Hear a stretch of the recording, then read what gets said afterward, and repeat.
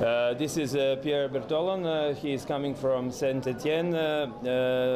Dear Pierre, thank you very much for accepting my invitation, and thank you for a very practical lecture you show us today.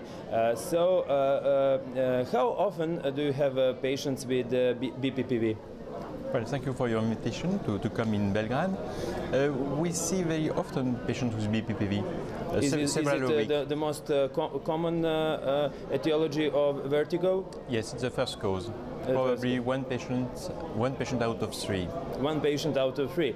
So as I saw today, you have really good results. It was about 80 to 90% in curing vertigo with canal liberatory and canal repositioning maneuvers.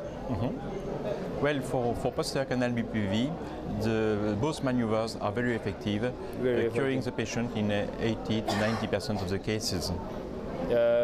So do they come on a time, or do they suffer from vertigo for a few months, maybe a few years? How is the situation in France? Usually they suffer vertigo for a few days or a few weeks. A few days or a few weeks. We have not too much delay for the consultation.